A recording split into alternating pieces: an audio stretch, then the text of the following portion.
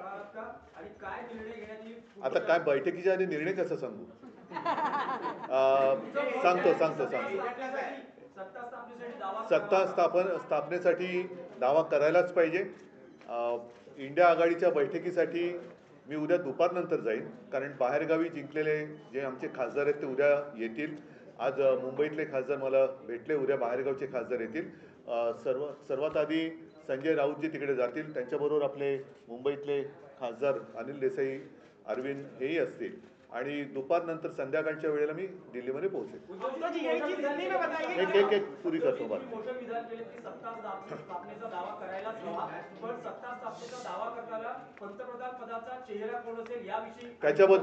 त्याच्याबद्दलच उद्या बैठक होईल.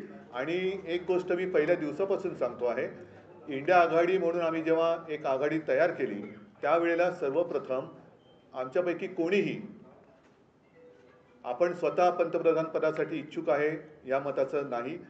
देशातली लोकशाही वाचवली पाहिजे, देशातलं संविधान वाचवलं पाहिजे आणि हुकुमशाहीपासून देशाला वाचवलं पाहिजे. ही एक आमची पहिली एकत्र येण्यामागची भावना होती. तीच भावना आजही कायम आहे. उद्या सर्वांच्या मताने इंडिया आघाडीचा नेता ठरवला जाईल पंतप्रधान पदासाठी आणि आम्ही सर्व सोबत असू. एक पुरा करून असं दाखवलं जात आहे, परंतु अजूनही काही ठिकाणी जसं बिहार आहे, बिहारमध्ये मतमोजणी उशिरा सुरू झाली, तिचे निकाल अजून पूर्ण बाहेर यायचे आहेत. आणखीनही काही ठिकाणी छोटे जे घटक पक्ष आहेत त्यांना संपर्क सुरू आहे. एकूणच काय की ह्या जुलूम जबरदस्तीला सगळे जे कंटाळलेले आणि चिडलेले पक्ष आहेत, अपक्ष आहेत, हे इंडिया आघाडीमध्ये एकवटतील आणि हे पुन्हा एकदा जुलूम जबरदस्तीचं सरकार येऊ देणार नाही याची खात्री घेतील. त्यांच्याबद्दल त्यांच्याशी काँग्रेसकडनं म्हणा इतरांकडनं म्हणा बोलणी सुरू आहेत. परत एकदा सांगतो की चंद्रबाबू नायडूंना सुद्धा भाजप सरकारने काही कमी त्रास दिला नव्हता, नितीशना सुद्धा काही कमी त्रास दिला नाही. तर पुन्हा त्रास हवा का हा एक प्रश्न आहे. आणि मला खात्री आहे की एकदा हे गेलेलं सरकार उंबरठ्यावरती आहे, ते उंबरठ्यावरनं बाहेर काढण्यासाठी सगळे जे यांच्या जुलूम जबरदस्तीला चिडलेले आणि कंटाळलेले लोक आहेत ते इंडिया आघाडीत येतील.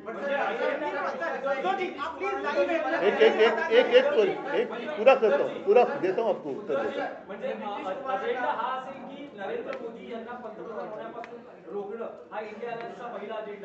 नुसते नरेंद्र मोदी नाही, एकूणच ती जी वृत्ती आहे, आम्ही कोणत्याही व्यक्तीच्या विरोधात नाही, मी पहिल्या दिवसापासून सांगतोय, आम्ही वृत्तीच्या विरोधात आहोत. वृत्तीच्या विरोधात म्हटल्यानंतर हुकुमशाहीची वृत्ती, ही वृत्ती या देशामध्ये चालू द्यायची नाही हे आम्ही सगळ्यांनी ठरवलेलं आहे. सगळ्या देशभक्तांनी ते ठरवलेलं आहे. एक मिनिट, अभी थोड़े जरा इंडिया गठबंधन कल क्या सत्ता स्थापना को लेकर एक्सप्लोर करने वाले ऑप्शंस और क्या पीएम पद के ऊपर भी आप चर्चा करेंगे? बिल्कुल करेंगे. और जैसे मैंने अभी कहा कि जिस दिन हमारा गठबंधन हुआ इंडिया, उसी वक्त हम सारे लोगों ने तय किया था कि किसी व्यक्ति को लेकर नहीं, लेकिन ये जो तानाशाही है देश में उसको खत्म करना चाहिए, देश का संविधान बचाना चाहिए. फिर चाहे सब मिलकर प्रधानमंत्री का उम्मीदवार हम तय कर सकते हैं और मुझे लगता है कि कल वो हो जाएगा. नंबर्स की आंकड़े जो काफी कम है, ऐसे में क्या टीडीपी जेडीयू अन्य दल है, जो भी लोग इनसे त्रस्त है वो सारे लोग हमारे साथ आएंगे, सारे देशभक्त हमारे साथ आएंगे. चंद्रबाबू जी भी, उनको भी बहुत परेशान किया है बीजेपी गवर्नमेंट ने. सारे लोग जिनको भी तकलीफ दी है, परेशान किया है, वो सारे लोग हमारे साथ आएंगे. आता मी इथे बसून ममता बॅनर्जी सोबत आहेत आमच्या. ममता बॅनर्जी आमच्या सोबत आहेत. ममता बॅनर्जी पण सोबत आहेत. म्हणून मी तुम्हाला सांगतो, ममता बॅनर्जींना सुद्धा खूप छळलेलं आहे. ह्या छळवणुकीपासून सगळे लोक आता कंटाळलेत आणि चिडलेत की एवढा तुम्ही त्रास कसा देऊ शकता. एक लोकशाही म्हटल्यानंतर, राजकारण म्हटल्यानंतर कोणी विरोधात असू शकतं, कोणी सोबत येऊ शकतं, पण तो जीवघेणा विरोध असता कामा नये. सुडाचं राजकारण होता कामा नये. सुडाच्या राजकारणाला जे त्रासलेले आहेत सुडाच्या राजकारणाने, ते सगळे देशभक्त इंडिया आघाडीत येतील. मैंने जो बात कही उसमें और अलग भूमिका बताने की क्या आवश्यकता है? अन्य दलों से बातचीत जरूर करूंगा. मेरी और ममता दीदी की बात हुई है और सारे लोग साथ थे और साथ रहेंगे. निकाल आया है महाराष्ट्र में, आज जो निकाल आया है, एमबीए को जितनी सीटें मिली है 2019 से मुकाबले में काफी ज्यादा है, कैसे इसको देखते हैं? MV महाराष्ट्र का रिजल्ट तो अच्छा ही है, लेकिन मुझे और कुछ सीटों की अपेक्षा थी, जरूर थी। 2-4 सीट्स, वैसे तो मुझे जितने हमने लड़ी थी 48, तो 48 के 48 हमें जीतना चाहिए था। उम्मीद तो वही थी, विश्वास भी था। ठीक है, कुछ जगह लग रहा है कि कुछ गड़बड़ हुई है क्या, ऐसी आशंका आ सकती है। ती गडबड झाली असं तुम्हाला वाटतं? कारण उत्तर पश्चिम मध्ये आता जेव्हा मोजणी करण्यात आली, अमोल कीर्तीकर यांचा पराभव झाला. अमोल कीर्तीकरांचा अजून पराभव जाहीर झालेला नाही, कारण तिकडे नक्की गडबड आहे. आम्ही विचार करतोय कदाचित ती निवडणूकच आम्ही चॅलेंज देऊ निवडणुकीला, कारण एकूणच गडबड घोटाळा दिसतोय तिकडे.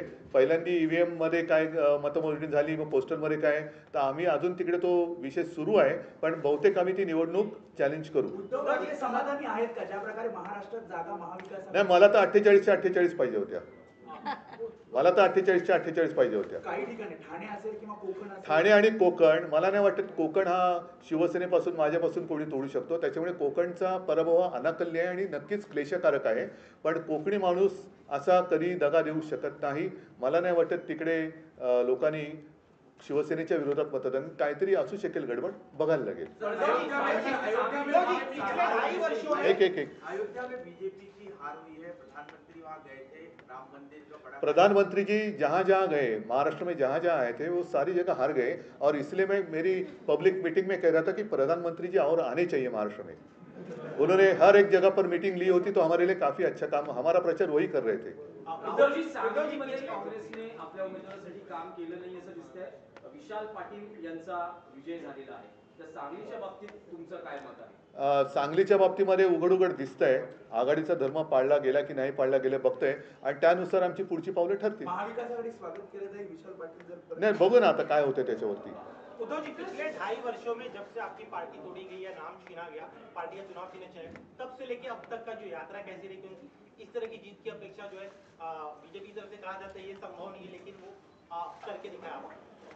मैं तो जितने सारे लोगों ने मुझ पर विश्वास दिखाया उन सारे लोगों का दिल से धन्यवाद उनको देता हूं, और मैं तो कहता हूं कि अब तो लड़ाई की शुरुआत हुई है. आपने जैसे कहा कि पार्टी तोड़ी गई, छीनी गई, मेरा पार्टी सिंबल छीना गया. यहाँ तक कभी कहा जाता था कि मोदी जी का फोटो लगाकर हमने इलेक्शन जीती थी, उनको भी मतलब मोदी जी को मेरे पिताजी का फोटो लगाकर इलेक्शन लड़ना पड़ा. और तो आप देखो, सारी बातें छीनने के बाद भी मैं तो खड़ा रहा. मेरा ऑपरेशन हुआ, सब कुछ हुआ, लेकिन मैं खड़ा रहा. इन लोगों ने मेरी आलोचना की, गाली गलौज की. मैंने कहा नहीं कि मैं तो रोज 5 किलो गालियाँ खाता हूँ जी वगैरह, कुछ कहा नहीं. ना ही मैंने कहा कि मैं परमात्मा का अवतार हूँ. मैं तो हूँ कॉमन मैन हूँ, बाला साहब का और माँ का बेटा हूँ, और मैं तो लड़ा. जितने सारे लोग मेरे साथ खड़े रहे उन सारे लोगों को धन्यवाद देता हूँ, और उन्हीं का आशीर्वाद मेरी शक्ति है, उनका ही आशीर्वाद मेरी शक्ति है, और इस शक्ति को मैं कभी धोखा नहीं दूंगा. सर, धनुष्य बाण आपके साथ नहीं था? नहीं, सारी बातें उन्होंने छीनी थी, और क्या बाकी रखा था? एक सवाल ये है कि क्या अब मशाल के साथ ही आगे की राह ये करना है? देखो, मशाल ने आग तो लगा दी है, मशाल ने आग तो लगा दी है, और 19 में जितनी सीटें, अब तो महायुति हो गई, लेकिन उस वक्त जो युति थी कितनी सीटें थी? 41, 42, अब कितनी हो गई? तो ये तो अभी असली नकली का पता चलेगा. और मुझे तो नकली संतान कहते हैं, वो खुद को अपनी माँ को भी मानने के लिए तैयार नहीं. अब तो कहते हैं कि परमात्मा ने भेजा है. मतलब नकली संतान है कौन? नाही, उद्धवजी, तुमच्या नेत्यांची जशी अन्य पक्षाच्या नेत्यांशी बोलणी सुरू आहे, तशीच भाजप आणि मोदींकडूनही चंद्रबाबू नायडू आणि असतील ना, असतील, जरूर करावी त्यांनी. पण माझा प्रश्न हाच आहे की पुन्हा बोलणी कशासाठी करताय? पुन्हा छळायला? म्हणजे आम्ही सुद्धा त्यांच्यासोबत होतो, तरी सुद्धा त्यांनी आमच्या लोकांच्या मागे ईडी, इन्कम टॅक्स, CBI आमच्याकडनं गद्दार फोडून घेतले, त्यांना उमेदवारी दिली, त्यांच्या प्रचारासाठी मोदी स्वतः आले. आता पुन्हा तोच सगळा प्रकार, त्याचाच तोच अनुभव चंद्रबाबू पुन्हा घेतील असं तुम्हाला म्हणायचं का?